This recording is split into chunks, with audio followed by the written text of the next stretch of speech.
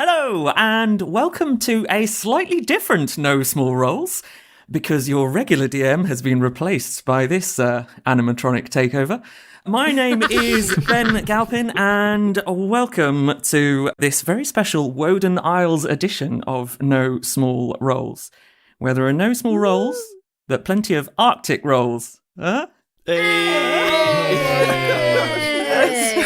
I was waiting for the pun. How long did that take you, Ben? Okay, it took me several goes because I think to start with, I wrote Swiss rolls and I was like, that doesn't make any sense. What is an Arctic roll? It's like a frozen sort of cake. It's like tasty is what it is, yeah. Yeah, with ice cream, Is ice it? cream in the middle, wrapped up into a sort of Swiss roll-esque formation. A Swiss roll, but with ice cream. And stuck With together ice by cream. jam. The sponge and the ice cream stuck together by jam. Yeah. Okay, so joining us today, we have... Grace. Daryl. Vicky! David as a player. What? And Superfan Sam as a player. Superfan is in the house. And I'm so excited I can't sit down. Well, Please do sit down. sound And get close to the microphone. You're just going to hear my chair creaking throughout this with Definitely excitement. Like, oh my god. well, while we arrange a standing desk for Sam, let's play that theme tune.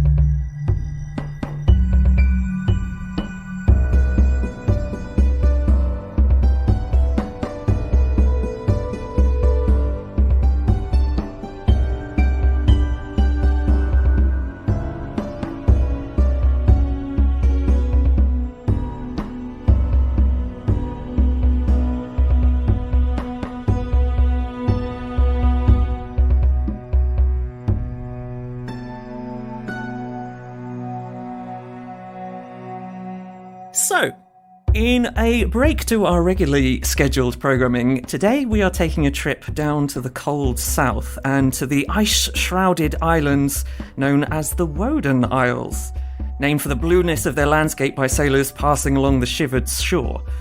Unsure what to do with them, the old empire sent many of their petty criminals to the isle, a practice which has continued to the current day by Dravain and Eoland, much to the displeasure of the current citizens of the Woaden Isles. Many newcomers struggle to adapt to the freezing climate, choosing to escape to Dram, while others find a certain freedom in the snow-covered landscape. Today, we begin in the city of Caltonsea, one of the largest cities on the main island in the Woaden Isles. Tensions are high in the city of Caltonsea after the death of one of the Reformers' Consociation last night. Gathered in Anvil Square in Caltonsea are a small ragtag group of individuals gathered around a small table at this outside market square.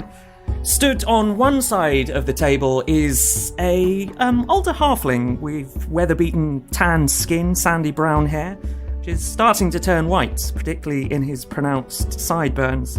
He's wearing a practical, if rather well-worn leather coat, which has clearly seen many winters. Stood with this particular halfling are 5 other individuals.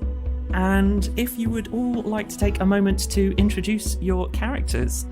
Let's start off with Barb, why not? So Bob is a female human in her mid-30s, average height, average build, chalky skin and sort of deep purple mop of hair. She's wearing like what we might know as sort of the equivalent of like scrubs, but they're not clean. They're sort of, she's just been wearing them for a really long time. On them is the symbol of Tuvir, sort of as a sort of embellishment, like a sort of, like a embroidered badge. And then on the other side, you see the initials NHS, and underneath it says Natural Healing Syndicate.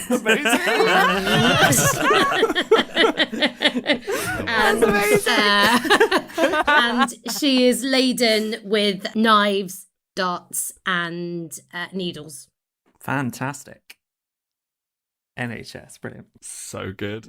And stood near Barb is Rodan. Oh, yeah. So I am playing as Rodan Saskia, who I figure has been kind of like working the criminal element for quite a while now, so people probably recognise him. Classic kind of angular features of elven heritage. Average height, maybe 5'10", with a slim build. Looks-wise, just by looking at him, you probably think he's like mid to late 20s. But then there's like age in his dark green eyes that kind of goes again with the elf thing. You never quite know how old they are. Skin is Caucasian, but there's a slight grey pigmentation to it. And he's wearing like skin tight, dark green and grey leathers all over him, and this little like half cloak. Ebony hair, shoulder length, slicked back behind his ears, and you would notice that one of his ears has a big chunk out of it. He's got a bunch of like little white scars on his face. And his kind of like pointed jaw, you can tell, is dislocated. But yeah, and there's also, he wears it quite proudly. There's a brand on the back of his neck, on the nape of his neck, that has a cross through it. Which people from around this area would know means that you basically worked your way out of the fighting pits. Seems to carry very little with him in terms of possessions, so it'd take probably a really high investigation or perception check to see his hidden weapons and his thieves' tools. Yep, I found them. Damn. I'll hide them again. And next up we have Simeon. So you see this huge figure. He's about 6'7" in height. Long, dark, heavy winter militaristic coat with loads of pockets in it. He's not human. He's a leonin with black fur, speckles of grey in his mane. Some of it is twisted into plaits and a scar over one of his eyes. He's got pale white eyes. Equipped to the holster in his back is a large book and a staff strapped to his back. Wearing heavy, thick boots, fingerless gloves, and he's reading from he has a small pocketbook open at all times. Ooh, Be prepared. Next up we have Aris. So Aris is a pale, chalky-skinned half-elf, although he definitely looks to be more human. To be honest, if it weren't for the tiny points to his ears that are sticking through his blonde hair that's been slicked back into a ponytail, you probably wouldn't even realize that he had any elvish heritage at all. He looks uncomfortable in the cold and is wearing much thicker clothing than even the locals. He's clearly gone out and bought like the furriest things that he can like just snuggle into. These dark, sort of mottled coat and trousers. Interestingly, his gloves, though, aren't of the same kind of protection against the cold. They're both fairly skin tight, but there are bands of strings around each palm that he like almost like plinks out like a little instrument whilst he's just like idly standing and waiting. Oh, that's so cool. And finally we have Spud. So you see a stout female halfling who it's hard to place the age of. She's not wrinkled, but she is weathered, with a nose that's clearly been broken on several occasions, cauliflower ears, and a few prominent scars. You can tell she's no stranger to combat, and you probably wouldn't want to get on the wrong side of her in a rage. She's got these piercing amber eyes that have the determination of youth, and her chalky skin is ruddy with the cold and perhaps the taste for a drink, which is confirmed as she's standing there around the table. She takes a swig from her battered hip flask and she wipes it from her face with her sleeve, which is grimy. And as you see her wipe her face with this grimy sleeve, you catch a hint of a tattooed wrist, which you assume kind of goes all the way up those arms. She's wearing a patched and stained, ill-fitting duffel coat, wears heavy boots and a poorly knitted scarf with matching hat that shields her shaved head from the cold. And as she's standing there looking at you all on her first job, she's kind of belches unapologetically and smiles, or is that a grimace? You can't quite tell. Winner. Fantastic. So the five of you are in conversation with the halfling Jasper, who goes, right, okay, so got the five of you here to do a little job. Some of you are new to me, but I've been reliably informed that you're reliable, as it were. As he sort of smokes on a little clay pipe as well, which he's sort of holding in one hand, and puffing out with his sort of yellowed teeth as he grins over at the five of you. Right, okay. Little job then. So there's a particular item that we need acquired. I've just had a text telling me it's arrived. Sorry. Put my phone on silence now. If you No can't need, put it we've on got it. silent, then put it outside the room. So there's a little item that we need acquiring. And as he puffs on his pipe again, feels like you five might be up to the task. What do you reckon? Well, I mean, you got to tell us the details of the job first. That would probably help. Well, right then, yeah, fair enough. I was going to tell you some of the extra information, of course. Okay, well, he looks around, sort of lowers his voice a little bit, and like, so, job is, head down to the Chainbreaker's Wharf, find the Iron Kraken. There's a chest in there, a particular stone inside that chest, which a client of ours is keen to get her hands on. Simple job, get in, clean, quiet like, retrieve the stone from the chest, take it to her. I'll give you the address, you're taking it to Kendra Iceblood, and he gives you the location where you'll find her house in one of the more upmarket districts in Carlton Sea. So, simple, in, out, get the stone. Thing is, needs to be done tonight. Sure you understand, time is pressing, and, well, the Iron Kraken's due to sail first thing in the morning, so I better get a bit of a move on if you don't want to miss the boat. Hey. Huh. Yeah, what? Who are we taking this off? And who are we giving it to? Well, you're giving it to Kendra Iceblood.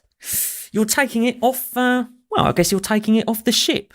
If he's being guarded, I expect that you'll be able to make your way past without making too much noise, if you get me. And do you know who the ship belongs to? I don't know if we need to get into all the details of who it belongs to. I can tell you where it's sailing. Where is it sailing? Ship's sailing to the Glowing Isle first thing in the morning. So, I think you're going to have to get in, make it quick, make it quiet. Obviously, don't want anyone knowing that the Swift Hands have been there. You get me? Is it a usual payment, Jasper? Yeah, we're on a slightly tighter budget than sometimes, Harris, I'm sure you understand, but we got 100 gold split between the five of you on successful delivery of the stone in question. Well, usually you pay more than that then? Well, that's the rate we're paying this time. What was your name, sorry? Oh, Spud. Well, Spud, I think you'll agree that 100 gold seems a very fair recompense for a simple grab a stone and leave kind of job. You'll be done in a couple of hours. You'll be back swigging from that hip flask before you can say Marathian Snowball. Rathian Snowball. Okay, well, not quite that quick then, Spud, but Well, okay, fairly yeah. quickly, all right? Yeah, okay, yeah, I can do that. I can do that. No problem. Okay. Roden, you sure you can vouch for this one? I've heard good things. All Let's right, just see, fair yeah. Yeah. Okay, well, on your neck be it, Rodan. Jasper sort of looks around the market and sees, you sort of see, following his gaze, over on the other side of the square, various icebreakers, the local militia, who are sort of starting to make their way through the square. You know, just looking up people, seeing what's going on. All right, seems the snow shovelers are here, so I think it's time that you five made yourselves scarce. Am I right? All right. Yeah. And we do. So we're in this together, right?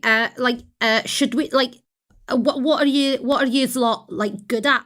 How are we gonna like utilize our skills to get it done as swiftly as possible? Like, when Simeon hears Bob speak, he shuts the book he's been reading from this entire time and says, "The path of the righteous man is beset on all sides by the iniquities of the selfish and the tyranny of evil men. Blessed is he who in the name of charity and goodwill shepherds the weak through the valley of darkness, for he is truly his brother's keeper and the finder of lost children. And I will strike upon thee with great vengeance and furious anger. If we face danger together, are you a then follower of Ezekiel as well? Ezekiel, yes. 25:17. Great maker of many proverbs from the place I am from. Samuel L. Jackson walks in. That's true. It's an old quote. It's much older than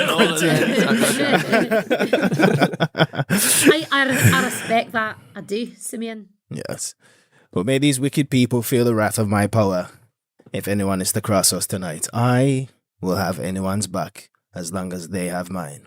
I'll have your back, but I can't guarantee that we think the same people are wicked. But let's not get into this now. Let's get down there. Let's get this stone, and then we'll end up at the pub and we can have a scurvy frigid drink or something. As people are wanton and after seer, we shall cross that bridge when we reach it. Aris, looking at this conversation, just picks up his bag, which has got like a couple of hunting traps attached to the side of it, hoiks it over his shoulder, just like, come on then, let's go. Yeah, I was going to say, Woaden is right next to him. He's about done with this. Spud just looks confused. Okay, I think one of you's going to have to look after Spud as well. Oh dear, oh dear, oh dear. I just don't know what they're talking about, but I'm sure it'll be fine. Basically, we have each other's back. It might not be pleasant, but we stick together, we get the job done, and we come back. Cool. Does that make sense to you, Spud? Yeah. I just didn't know what all the righteous and all that, you know. I'm sure I'll pick it up. I'm a quick learner. Yeah, seems it. Yeah. Cool. Okay, so As we're starting to move on out, Aris is just going to look down at Spud and be like, are you local or what's going on with you right now? Like, I've lived here all my life, so yeah, suppose I'm local. Just looking for a way to earn a bit more money. I kind of lost my last job, so. Oh no, where were you working? Potato stall. as Spud says that, the five of you are about now walking past one of the many potato stalls that litter Anvers Square. There's a smell of crisping fats and starch products, along with several less salubrious smells in the air. Am I walking near the one I used to work at? Yeah. Amazing. Oh my I also God. love that my first ever job was at a potato store, a jacket potato store, but really? I feel a connection to Spud on this part. Oh, Like, Spud's been quite like, you know, Gormless sort of thing, but then as they walk past her previous boss, she just goes, "You frigid salt liquor!" What? Yeah. Oi, I'm leave not it, a Spud. fan. Get out of here. I've told you I don't want to see you again. Get out of here. Oh, I'll give you a knuckle sandwich. Well, Yeah. yeah. Well, right, okay, get out of here, you penguin-livered, useless little Baratheon snowball. Go on, clear out of here. Are you going to show them when you come back here with 20 gold pieces? They can't earn that in a week. Yeah. Bloody, they. Whoa, yeah. I'm just going to walk over to Spud and kind of put a firm hand on the shoulder and say, like, right, okay, this is supposed to be incognito, okay? No one sees us go in, no one sees us come out. You keep making noise like that and we will leave you behind. Yeah, sorry. I mean, fingers crossed, as long as they don't look down, they won't see me. And I just walk off. Spud looks a little bit sheepish. I'm going to go He's like, catch up with Aris, who looks competent. Slightly out of it, Daryl, did you say that Simeon has worked with the Swift Hands before? he has not. Oh, he has not. Oh, okay. It's only me and Barb that have. Yeah. I've been working with them for a while. Oh, okay. All right. So I trust you three. You two. Yeah. Okay, cool. So Barb, Woaden, and Aris have all worked for them for at least a little bit. Yeah. Okay, so the five of you in your various disparate groups start making your way down towards Chainbreaker's Wharf. Are you heading straight there, or Yeah. Oh, straight there. Fantastic. Yeah, I think Yeah. so. Yeah. Yeah. Okay. As nonchalant as possible. What time of day is it? So it's just sort of gone night. So there's still sort of bustling activity in the streets. Sort of people heading to pubs, things like that. There's a lot of people around on the street, but the working day has pretty much come to a close for everyone, and night has fallen. Night falls probably fairly early as well here on the Woaden Isles at this time of year. So it's been dark for some time already, but the people are finishing up their work and. So just a group of 5 people strolling along the docks isn't in itself suspicious at this time of night. Not hugely suspicious on your way to the docks. However, as you near the actual docks itself, it does become clear that that 5 people just wandering around in the docks might start to arouse a bit of suspicion at this time of night, actually down on the sort of the seafront itself. It seems most of the people, as you near the wharf, you do see that the most of the workers have returned home or maybe somewhere else to warm themselves at one of the nearby taverns, but the docks themselves are pretty empty at this point. There's still a few people busy loading a couple of the ships with various items. So there's a cart nearby one of the ships with a couple of snowy axbeak. What's the word? I want to say moored, like harnessed. Thank you, brain. So there's a couple of snowy axbeaks harnessed to one of the nearby carts, and you can see someone unloading. Is that a made-up bird? No, it's An axbeak. Is that a real bird? It's a D&D bird. Snowy axe. Think a dodo, but with a sharp axe-like beak, big fur. These particular ones are adapted Sorry, to I the. interrupted your flow. That's right. So these particular birds are adapted for a more snowy environment. So they've got bigger sort of webbed feet and sort of ice white feathers, rather than their more northern cousins. So there's a couple of them moored to moored. That's not the word. Harnessed to a cart. And on the cart are some enormous slabs of ice, which a couple of people are still loading onto one of the ships nearby. Sorry, you said earlier that there was the authorities are around, the icebreakers are around. Is there much like icebreaker activity around here at the moment? So, interestingly, around the docks itself, there doesn't seem to be much icebreaker activity. You do see that there are several guards stationed on most of the ships that are not currently actively being loaded. It does look like there is 1 or 2 guards generally stationed on or nearby those ships to keep an eye on them while they're at the docks. But it looks more like private mercenary work rather than something that is provided by the city. The city funds probably don't stretch to looking after individual assets in that way.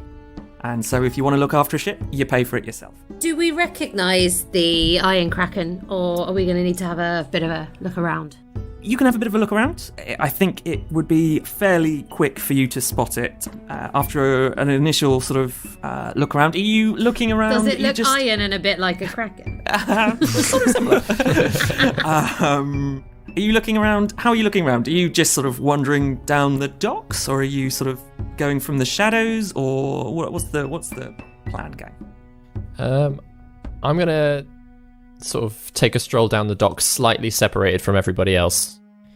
Yeah, basically be looking like I'm slightly drunk, but like using that as an excuse to just sort of like try to check names of each ship and also try to suss out, if I do find the correct ship, how guarded it is.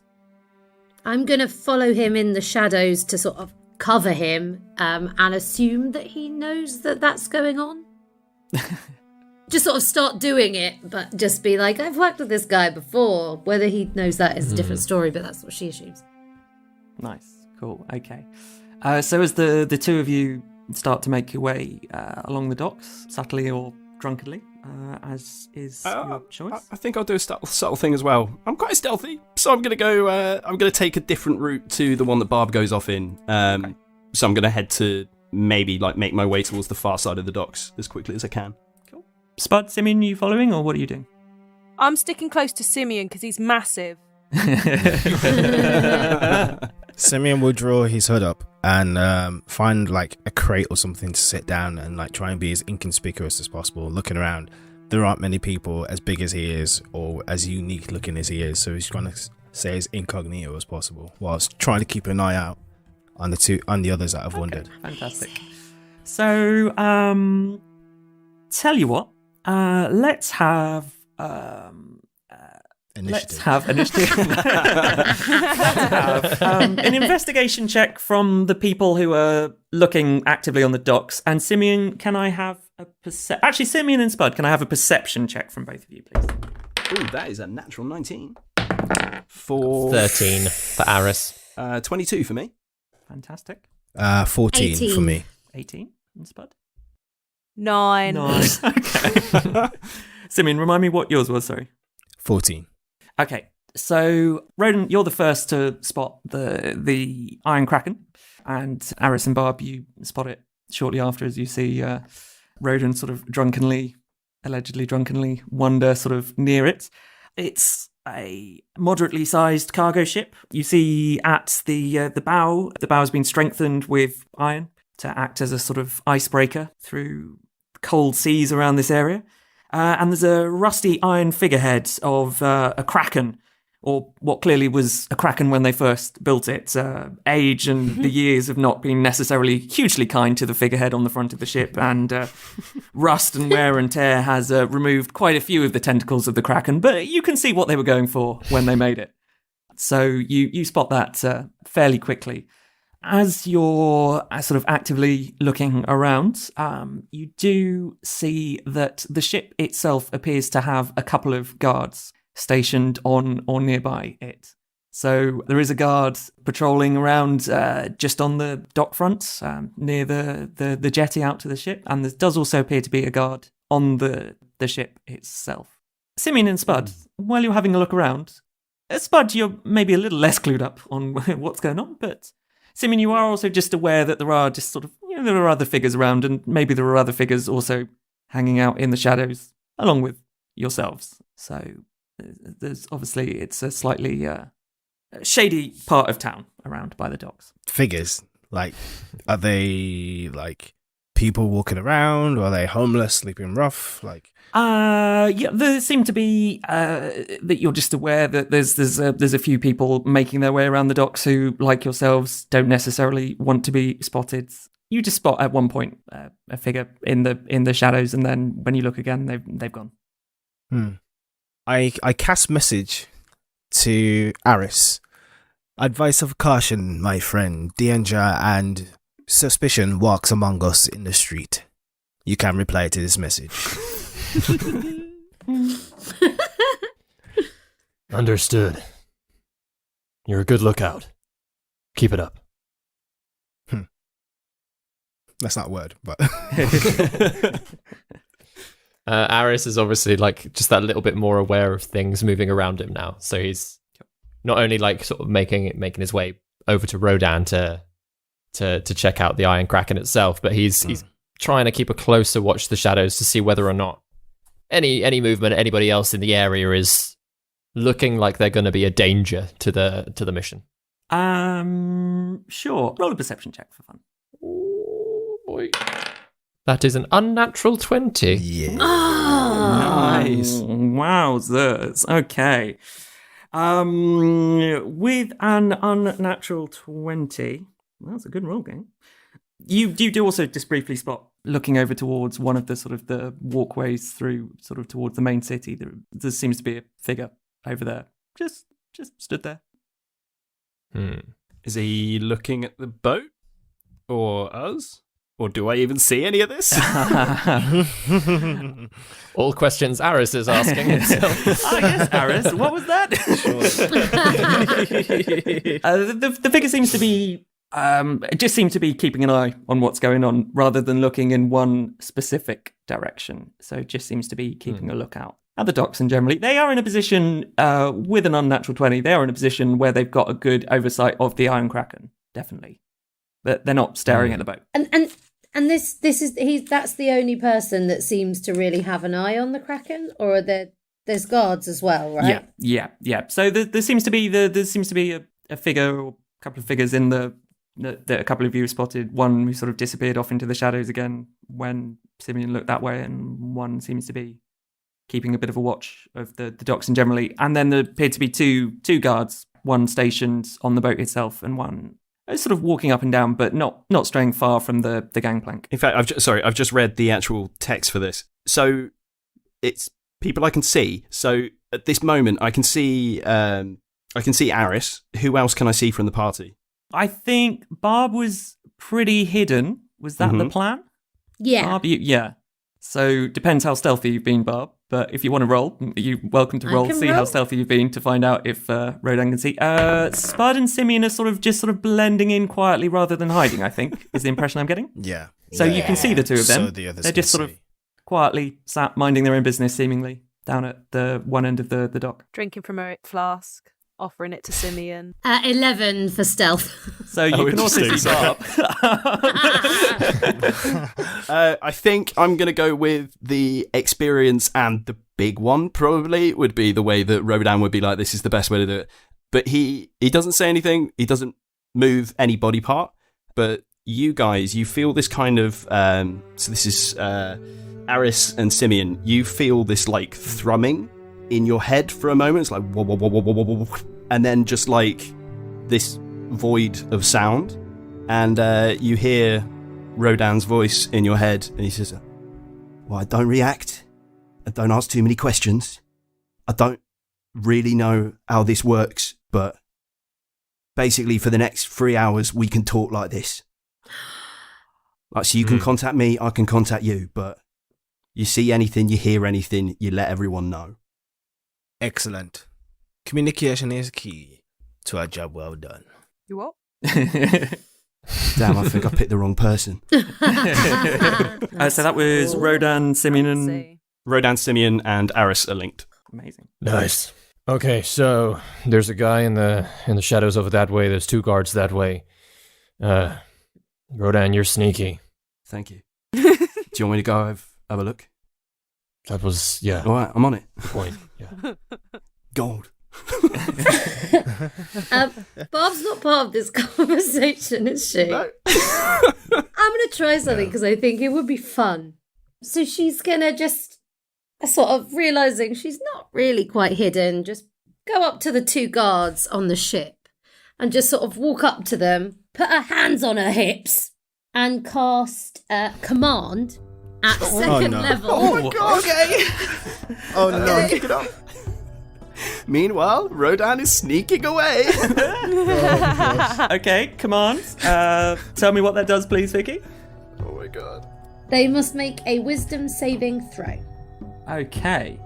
And what is the DC, please, for the wisdom save? 13. 13. Cool. Nope. Nope, they both fail that. Great. Oh my gosh. And then she just says, flee!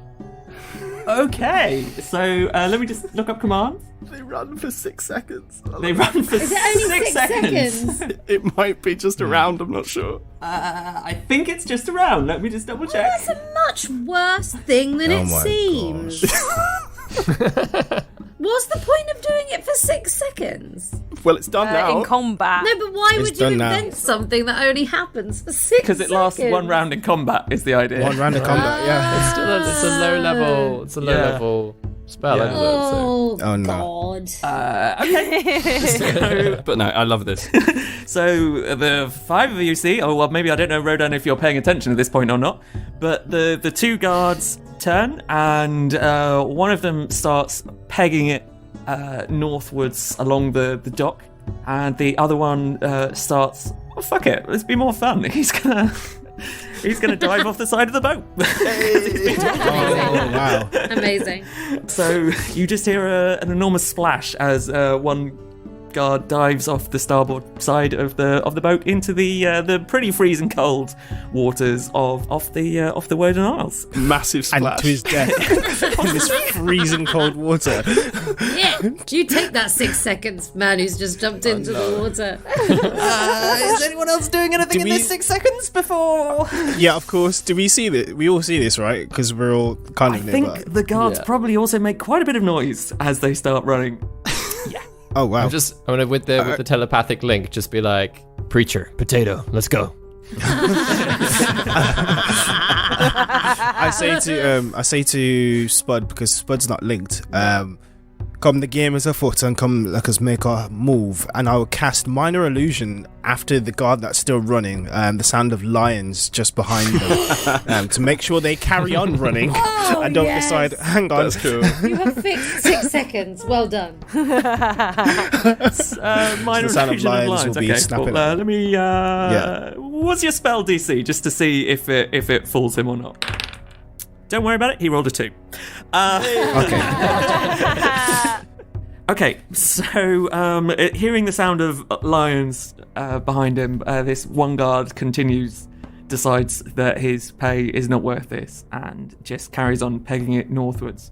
After about 6 seconds have passed, you do just hear the shouts of alarm and confusion from this guard, who is now off the starboard side of the ship, who is now raising merry hell in the water over off that side of the ship. What are you all doing? Quick look to the shadows. Are people reacting in the shadows to what's just happened?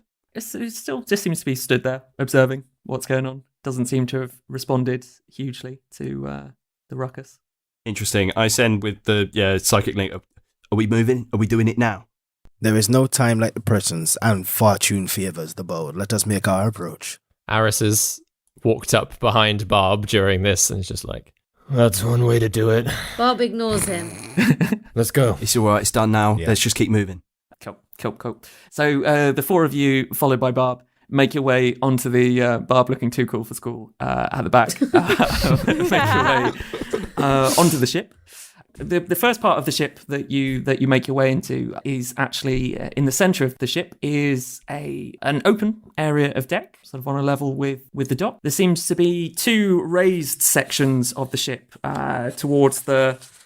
Standby. Ben printed out an idiot's guide to what all the bits of ships are called. Nice. So forward towards the bow and outboard towards the stern are 2 raised sections of the ship. So it looks like the sets of stairs, there's a set of stairs towards the bow and towards the stern, both of which go up towards the raised sections. And it looks over towards the starboard side, the further side away from the docks, that there's another 2 sets of stairs, both of which lead down into the ship, from what you can see. Mm-hmm. Mm-hmm. What about crew? No sign of any crew from where you are currently. Do you want to stick together or spread out and have a look for this chest? I think splitting the party is a really good idea. I like the way you play, Sam. Well, as long as you're in contact with someone who can do that Woaden thing. What? The mind. What's a Woaden thing? Talkie. What are you talking The about? 3 of us are linked. Okay, Woaden, you telepathic. go with Oh, Barb. you got a special boys yeah. club, have you? All right, yeah. I was going to say the same thing, Spud. Can you believe Just it? being left out. Oh, okay, Yes. I see it. I see it. It's like Lord Berrien all over again. What? Lord who? Berrien. Who is this Berry, Alia? I'm lost. I'm sorry. He's a Who's that? He's a salty, frigid block of ice. That's all you need to know. We'll get on this in the pub. Sorry, I didn't mean to bring it up here. I was going to go a whole day without getting angry about it. I'm going with you, Woaden. Is that right? All right, yeah. You come with me. I didn't realise until this moment that Woaden was a misogynist, but we'll go with it. Wow. But yeah, I'll grab Barb and I'm like, right, before you do something like that again, though, you tell me first, yeah? All right. like with my mouth or with my mind? Can you do it with your mind? I don't know. You're the one that seems to control this kind of thing. Right, yeah, that's limited. Let's go. All right, so no, mouth. Just to say, to the background to all of this conversation, there is still noise and that makes sense, Vicky. Vicky's holding up a bit of paper that says intelligence 0. Well, plus 0, I should say. Oh my gosh. Intelligence. I think if she tries really hard, though, she can manage it. The background to this whole conversation is also the sound of a guard splashing around in the water just off the side of the boat. Just putting that out there. So, the 5 of you, where are you going? Aris.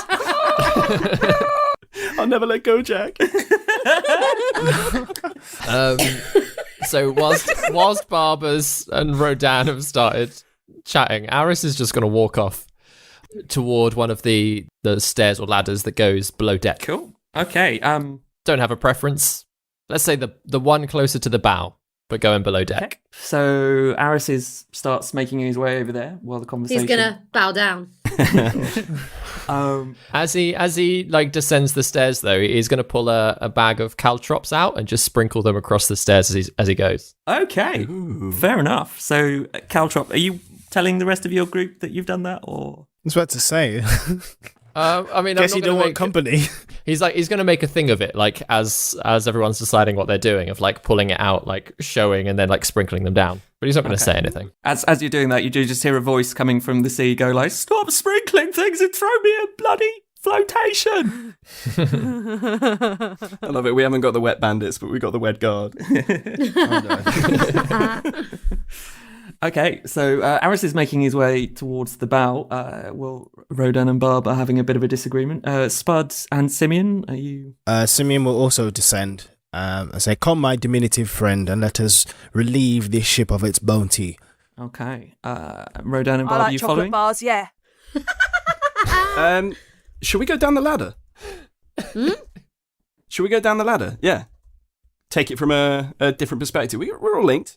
Yeah, I'm going to Oh, grab did you Barb say that and in I'm your going to head? Right, cool. Yeah, no, I actually grab Barb and I'm like, right, quiet, like, yeah. And I just kind of like point to the ladder and I'm going to do the whole, the thing that they do where they put the feet either side of the poles and just slide down. The same one that Aris and Co have gone down, or the one towards the stern? Did Aris not go down the stairs?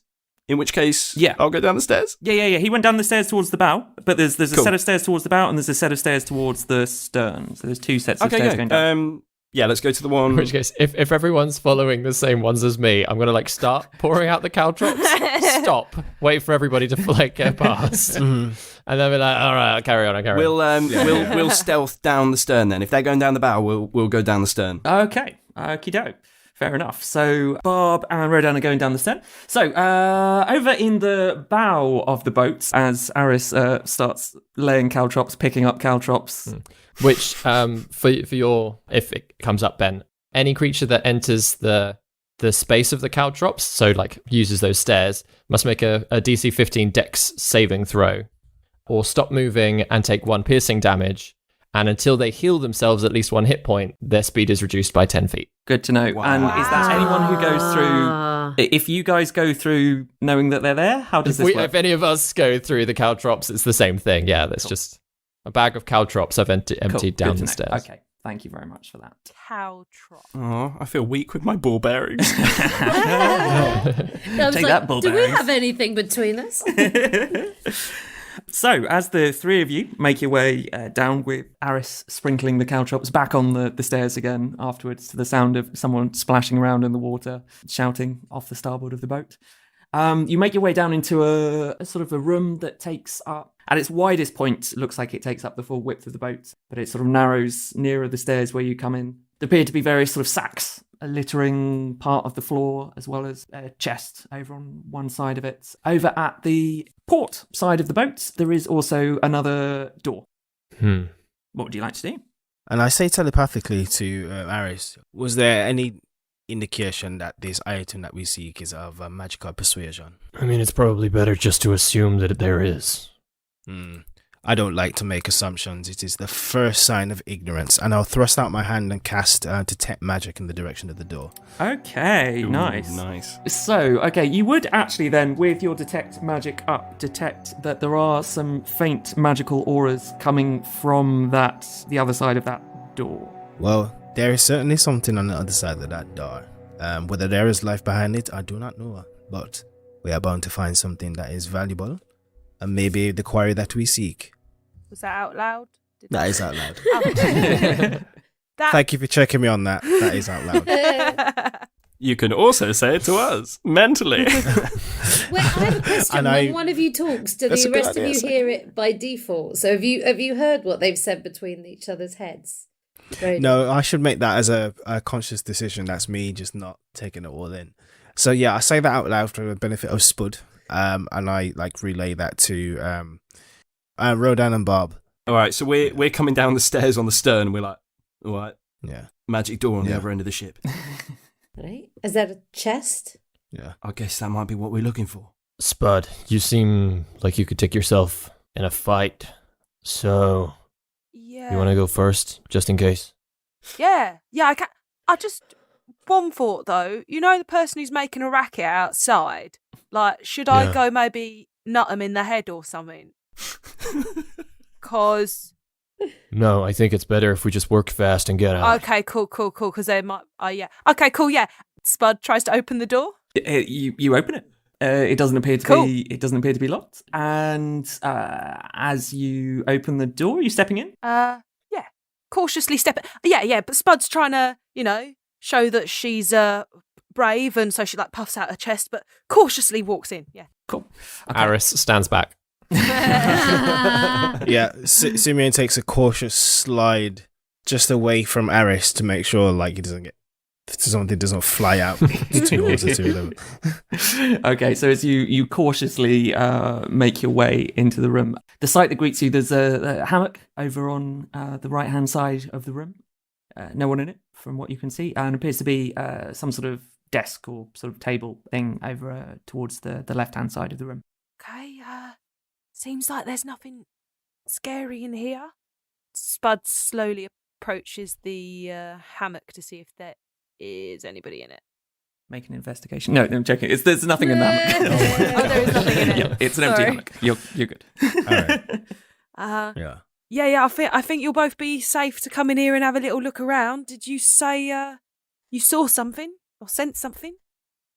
There is some magical items inside, and I'll like cautiously step up towards the room and try look in the direction of where I sensed magical activity. Okay, so the magical activity seems to be coming from, as you sort of wave your aura around the room, seems to be coming from the... Wait. Wait. From the... Wait. the one of the desk drawers. Wave that aura, Simeon. The desks, did you say? Yeah, from one of the desk drawers. I'll whisper to Spud. The desk drawers. Something in that drawer over there. Do you want me to open the drawer? If you'll be so kind. Yeah, I think I can handle that, yeah. Just goes and opens the drawer. Okay, it is locked. She pulls really hard and tries to pull it out with her strength. Okay, roll me a strength check.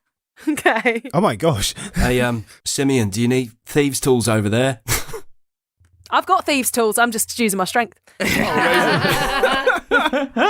What a barbarian. I know, right? 16. 16, yeah, fair enough. So... We're doing it quick. She's not got time to fiddle around with thieves' tools. Yeah, so Spud is not messing around. She puts her foot against one of the table legs and yanks on the drawer, and this drawer shifts and flies open, revealing a couple of red bottled potions inside the drawer. This what you were looking for? Well, it's not what we have been assigned to take, but it is what I was detecting. 'Tis a shame. Shall we take them anyway?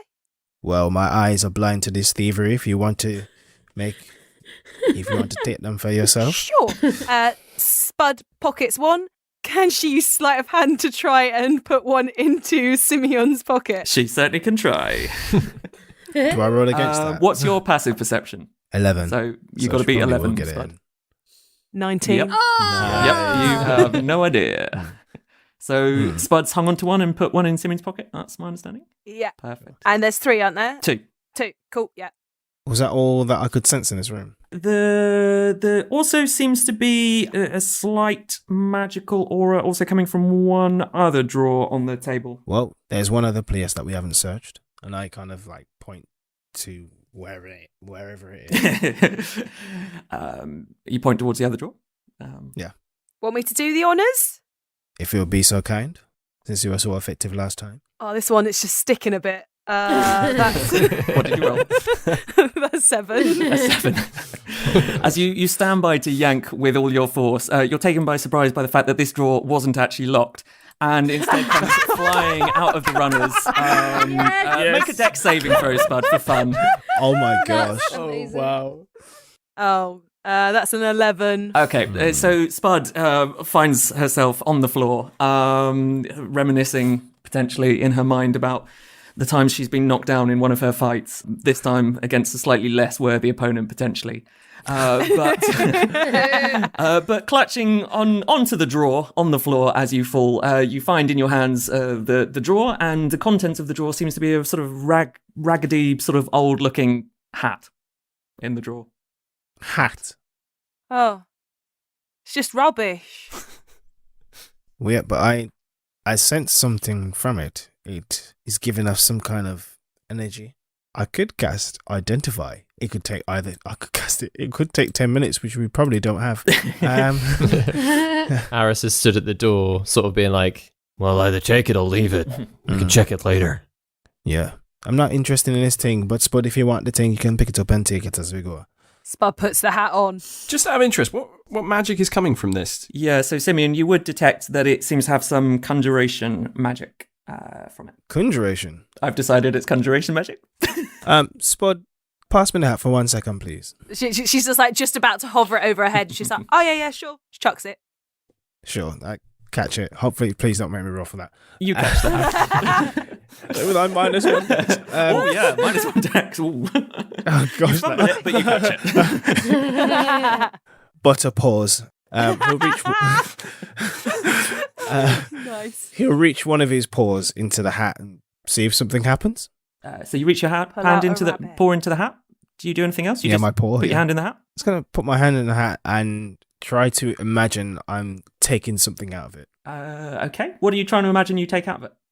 The Sword of Gryffindor. The gem. Oh, a gem. Yeah. Okay. You think about a gem. You stick your paw into the hat, and you pull out your paw. Worst troll ever.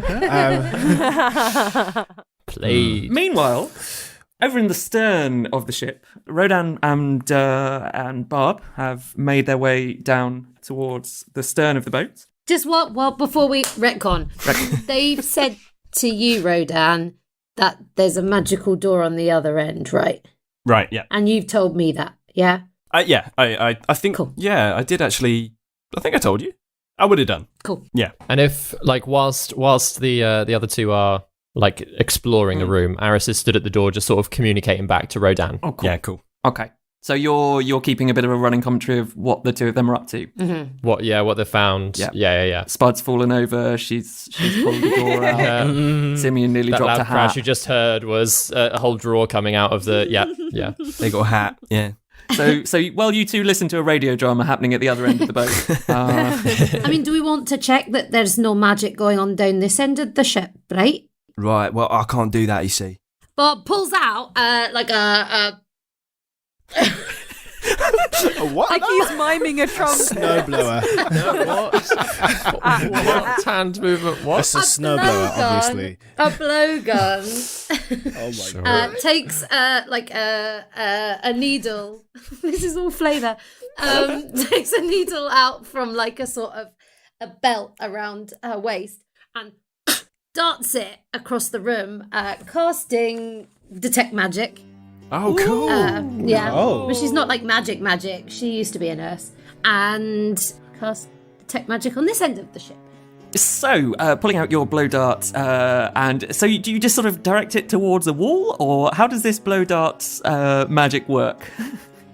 It just is the epicenter of the detect magic. I mean, if I'm being honest, Ben, it's 100% flavour. No, I love it. I love the flavour. I'm kind of imagining as the dart flies towards the wall, it kind of dissipates almost into like an arcane sort of... A sort of an arcane web. Yeah, perfect. Yeah. And Rainbow. the arcane web spreads out across the stern of the ship. You do get several magical pings on your arcane web of detect magic down at I've this got end of the several boat. pings on my arcane web. All right, I'll relay that. There seems to be, so the room that you're in currently, there seems to be a door off towards... Ben, why did you set a mission, to edit this out, but why did you set a mission on a boat when you don't know what any of the bits of a boat are called? Because you've got sucked in by the sea shanties, Ben. Yeah, that's Why. That's It's the why. sea shanties. Baby David, I'm just putting in a request that the music is all she shanties. Okay. What is it? So towards the port of the room that you're in currently, which is a sort of a reasonably large, sort of 20-foot roughly square room, towards the port sides, towards the dock, there seems to be a small wooden door. Through that, you seem to be detecting a slight little hint of magic through there, just a slight trickle. But towards the stern of the boat, there does seem to be various magical sources towards the stern of the boat. And as you look that way, you do see another door leading off further towards That the stern. looks much more magical than the trickly one. Correct. Yeah, seems to be more magic off towards the That, Rodan, all that information in your head. Oh, that was quick. All right, do we want to check out the small one first, or go straight for the mother I've load? got mother load, but I've promised you that I'll keep me cool. So if you want to go trickle first, we can do that. No, I like the way you play. And he's going to start moving over towards the shiny door. Okay, so Rodan, you leading the way towards the door? Yeah, I think so. Are you opening up the door? What are you doing? First thing, I'm going to stick my ear carefully to the door and try and do like the glass on the door thing and try and hear if there's sound coming from the other side. Roll a perception check for fun. Yeah, I will do. With me charged dice. That's pretty good, 21. Yeah. You are pretty confident you don't hear any sound coming from the other side of the door. All right, But you do hear the sound of someone splashing around off towards the starboard boat. They seem to be making their way towards the starboard. They're definitely making some progress in the water, way down as they are by their armour. I just love this. I mean, is he not like frozen by this point? I mean, Rodan, I'm conflicted. he's whether we surely dead, right? snuff him off or rescue him. An NHS nurse just leaving him behind. Ex-NHS. Those days are done. She's not doing that anymore. Hence why she's on this shit. All he did was clap for me. I know. Let him run. Claps don't put food on my table. Fuck it. Oh, if she came face to face with Berrien, that's the conversation she would be having. This is priceless. I'll check. Is it unlocked? It does appear to be locked. Okay, I'm gonna whip out some my thieves' tools, and I'm gonna give that lock a go. Would you like me to hand you your tools? I have experience in helping out in this capacity. Yeah, next I'll to let a you know. surgeon. Yeah, all right. And you see him like he puts in like his little needle, and he's like scalpel, She gives it to him. dab. She dabs his head. She gives him a sports drink out of a really long straw whilst he's doing it. I'm going for the primary incision. I hope you two are both masked and gowned, obviously, while you're doing all of this. Obviously. Obviously, good. So, Rhoda, go ahead and give me a Thieves' Tools check with advantage because of your assistance from your NHS helper. Thank you very much, Bob. So that is 16. 16. Okay, yep, that is just enough. So with the assistance from your NHS colleague at hand, the two of you do manage to just eventually, it takes a couple of moments longer than you thought, but you just manage to find the catch in the lock, and you feel the lock give. And God, I swear I used to be better at this. I'm gonna creep the door open, like have a little look inside, okay. And then slink in. Cool. So as you open up the door, begin to make your way inside, you do see there seem to be, it's a largely empty room, this one that you find yourselves in. There seems to be a large crate right over at, right at the middle, right by the stern of the boat. And there appears to be a small chest just off to one side of it as well. I think that, do you reckon that's the one we're looking for? I do. Is there any magic coming of it? Just... Yeah, so actually there is. So the large box seems to be glowing with a considerable amount of evocation magic, in fact. Ooh, that's not good. And the small chest, a little bit of all 8 schools of magic. Just gently. I'm going to hazard the bet that stone has all 8 skills of magic coming out of it. Oh, by the way, that chest is glowing with 8 schools of magic. Right, I don't know why I'm doing this in character voice. How big is the chest? So the chest that's glowing with the all 8 schools seems to be about. It's a fairly small sort of tea chest sort of size.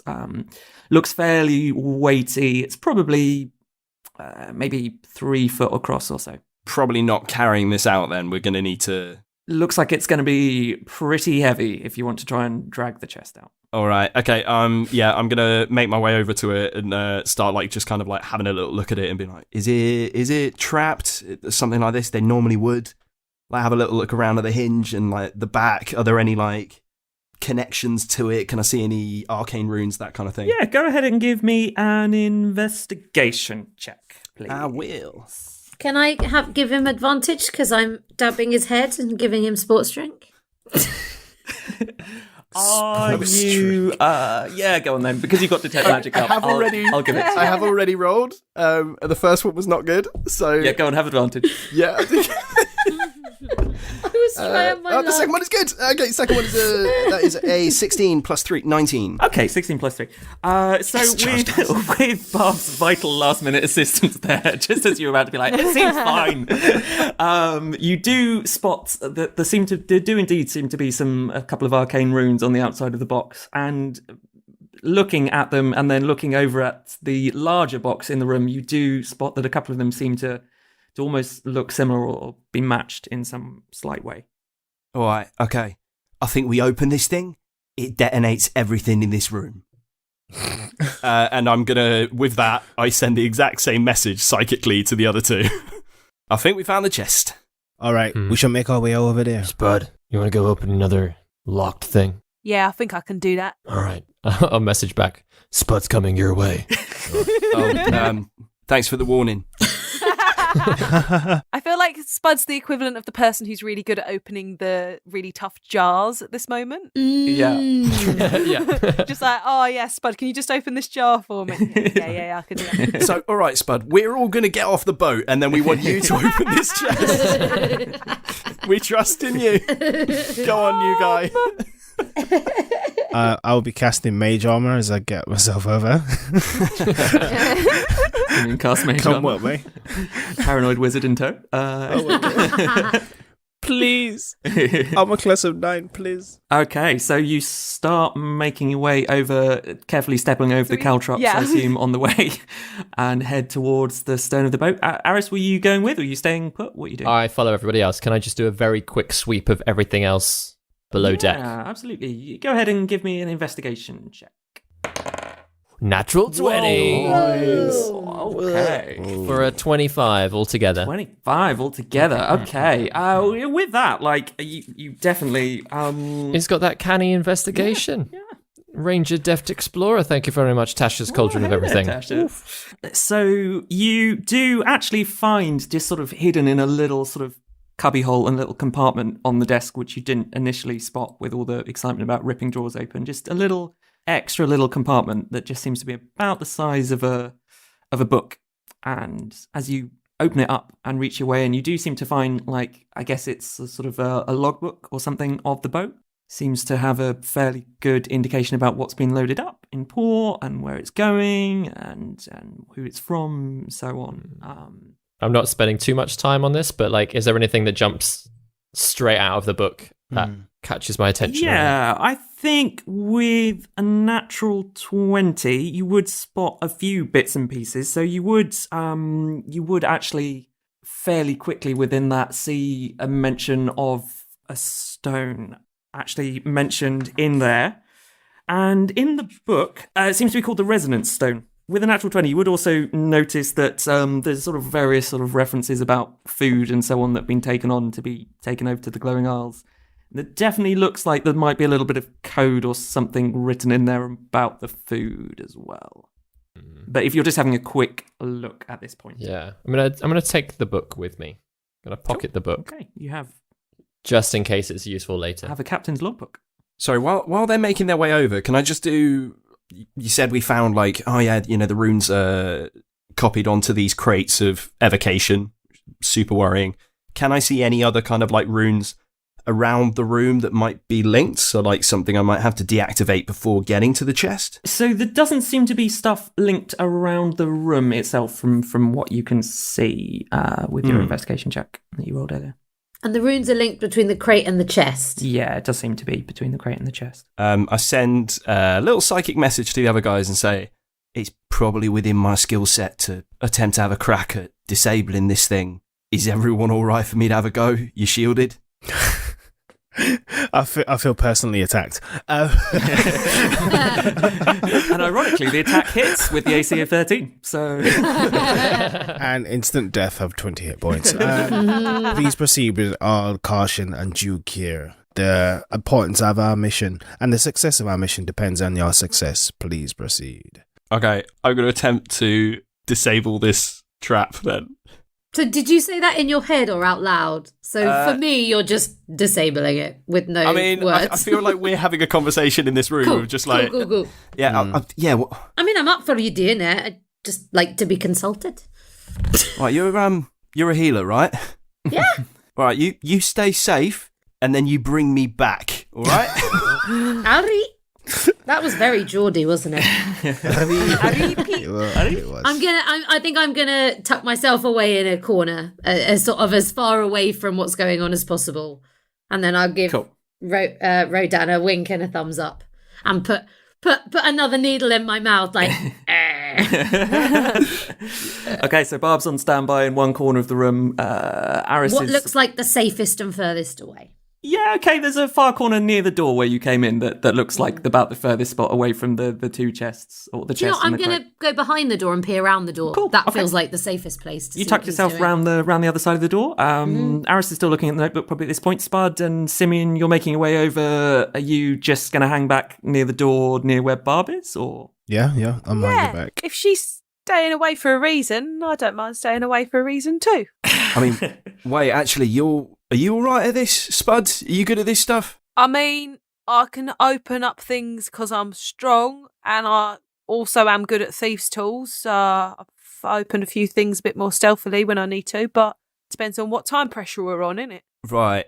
Okay. I mean, you can come help me with this, and I'll do the main. It might be helpful to have some guidance from someone. If you don't die outright, I can revive you both if you need it. Yeah, cool. Spud walks quite enthusiastically with her warhammer. Yeah, leave that outside. Yeah. Okay, yeah.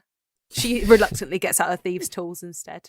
Okay. Do you both have a shield? Would you like a shield? I've got a shield. She holds it up. Rodan? I've never used one. I'm not sure I can. She holds it up in front of Roden's face because he looks like he looks after it a bit more than Spud looks after hers. Oh, hang on. You can't use a shield. And then she's going to blow dart. And then she's going to blow dart herself in the leg because it can be 3 creatures. So I can jump in and get her and cast Bless. So Ooh, cool. So that's a D4 to saving throws and attack rolls, I think. yeah, just in case you need it. And just to check, so Alright, that's nice. on you, Barb, on Spud and Rodan, is that right? Yeah, my head is round the door, so, you know. Yeah, all good, all good. I can imagine Vicky with all these syringes just ready to just antibodies. You get an antibody. You get an antibody. I was talking to David about this the other day. My biggest fear is needles. I was talking to him about this character going, I think there's a reason this character has a lot of needles. To conquer my fear of needles, I would just inject them into everyone else. Yeah. All my spells will be injections. I love it, I love it. Oh my gosh, it's great. Okay, so you two in the room, are you, what are you attempting to do? Are you just going straight to open the chest? What's the plan? So I don't know whether like trying to alter the rune might work, like how to disrupt the signal, potentially, like, you know, by adjusting that or taking the magic out of that by changing the rune.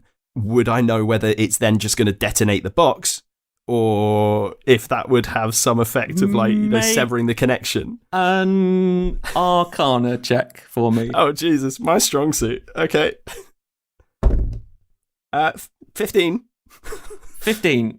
Okay. So you feel that it probably is possible to do something to diffuse the connection between the two? It's probably going to be tricky looking at it. Looking at it with a 15, you're aware that it's some pretty high level magic has been infused into the two items. So basically, my options are to attempt this ridiculously difficult thing, Yep. or just open it and hope that it doesn't go off. Yeah. All right. We have a choice here. Either I attempt to open it and we do it perfectly, Spud and I together. We do it perfectly. Maybe this doesn't go off. Or I can attempt to sever the connection between the chest and these two crates, and then we'll be able to open it much safer. These are the two options, both of which are hard. What do you reckon? Maybe trying to sever the connection to the creator would be the safest way to go. I've seen Spud's delicate and very effective handiwork up close, but this might require a much more different approach. All right. Yeah, I mean, like, I'm pretty new to all this, so I'll follow whatever you guys think. Okay. So you're going to attempt to sever the connection. Who is going to attempt to do such? Yeah, I'll give it a go. Okie doke. Are you TPK. proficient in calligraphy supplies or anything of that nature, just in case? I am proficient in a disguise kit, a poisonous kit, and thieves' tools. Cool. No. So just go ahead and make an Arcana check for me, please. Arcana? This is Arcana? Yeah. I'm going to be like, I've got no idea what I'm doing here, guys. Right. Allow me Spud to is going to step be in. stepping out as Simeon steps in. Yeah. She's going, if he don't have a clue, I don't have a clue. What? Opening the thing, I'm good at, but this stuff, no. Nah. As he walks over, he says, "Let the wise listen and add to their learning, and let the discerning get guidance." And I'll step down and have a look and help him out. Okie doke. Are you proficient in Arcana, Simeon? Well, yes. Thank goodness. Thank you. Okay. So in which case, I will say, Rodan, are you still taking the lead on this, or are you? No, okay. I will assist and show. I'll show Simeon like where I thought it might work, and then I'm like, Okay. but I don't know how. Okay. Are you proficient in Arcana, Rodan? I am not. Okay. No. So just a straight roll from you, Simeon, if you'd be so kind, please. Arcana Oh check. no. Oh dear. That's a 15. Ooh, 15. It could be worse. Well, I rolled a 10 plus 5. Whoa. So- Could be worse. It could be worse. Okay, with a 15, you feel like you're sort of making some progress, but unfortunately, in the end, it just eludes you. You can't seem to figure out how to sever the connection between the two arcane markings on it. All right. Well, it was worth a try. Yeah, it's true. And our other option was Open it. open it. Spud, you open me here? Thieves' tools or hammer? Oh dear. All right. Anybody else helping me with this? I'm going to wait behind the door so I can I'm help just you if I giving you need to. options. Thieves' tools, please, Spud. All right, okay. Do you want assistance or do you want me to do it? Assistance, if you will. I can assist. Do it good. She points at it. With Spud's ringing endorsement in your ears, Rodan, go ahead and give me a Thieves' Tools check with advantage for this one. Thieves' Tools check because with Spud advantage. Come on. Because Spud is proficient, I believe, in Thieves' Tools. So. Come on. I am I indeed. will give you advantage. Okay. Right. So, that is a 15, but I'm going to spend, because I'm proficient in it, I'm going to spend one of my psionic die to add to it to try and make sure that we... Okay. So add 5 to that. So that's 20. Dirty 20. The cool thing is, if this doesn't work and we explode, I get to keep my die. I only lose it if it's a success. Oh, really? Yeah, if it's on a skill check that you're proficient in, you can just keep using it. So even if you roll like a 2, you can be like, oh, okay, well that's an 8, it's not going to pass. But you can roll that thing and maybe make it a 14. But if you roll a 9, you get to keep the die for something later on. Wow, okay. Ah, So you that's rolled a cool. 20 Yeah. altogether. Yes. So with a 20, you just find that perfect little moment and you feel one of the runes begin to activate and quickly move the Oh, no. back. Just go for it again and there's a satisfying clunk. You hold your breath for a moment. Nothing else seems to happen. And it's loose. It feels like it's unlocked. Open at. Yeah, Rodan just lets out this, like, massive sigh. You see his eyes kind of, like, glaze over a little bit. A bit like when he's chatting psychically to the two of you.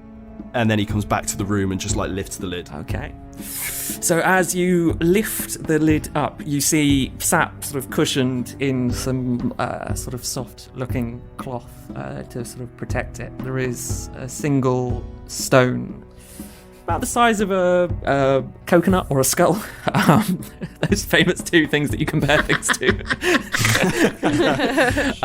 Sat carved with various arcane symbols, sat on this sort of soft bed of material.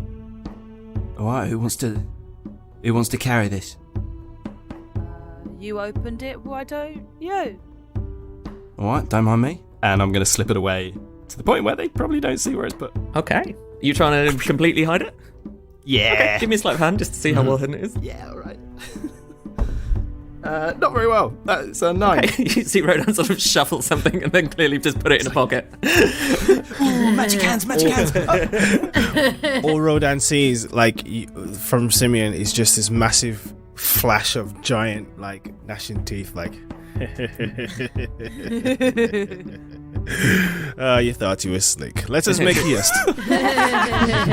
Okay, so team, you've got a stone in your possession. Looking around the room, there's the large crate. There seems to be a door off further to the bow end of the boat, or the door back where you came from. What are you doing? There was a trickle magic door, wasn't there? The trickle magic door was back out into the other room that you were in before, and through the other door there. Do we want to check that out before we go, or do we want to just go now we've done this? I would like to have a vantage point to make sure we didn't trip off any alarms. I mean, I would say they did put a time limit on this. There were people outside looking at us. And there's a guard. I'm assuming I can still hear him in the water. It's gone strangely quiet. But, you don't know if that's good or bad. No. He's dead. Rather than coming straight away to join the others, Aris has gone onto deck to like have a quick check to see see if there is any interest from anybody else outside. Okay. Go do a ahead quick and give me a perception check. perception check, if you'd be so kind, Aris.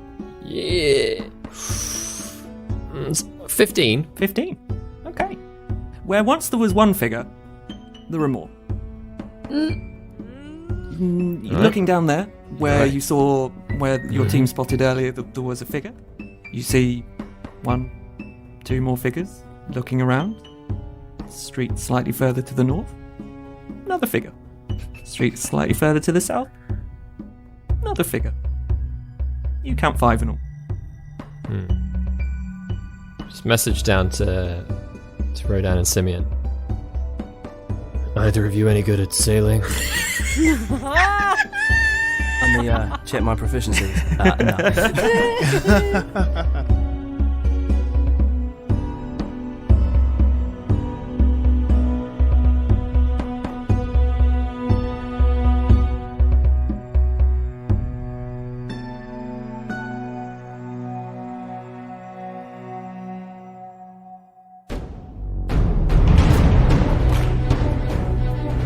You have been listening to Ben Galpin as your Dungeon Master, Daryl Bailey as Simeon, David Knight as Aris, Grace Kelly Miller as Spud, Sam Oakes as Rodan, and Vicky Gaskin as Barb. Original music by David Knight. Please tell your friends, subscribe, and follow us on all the social media. Thank you for listening to No Small Roll.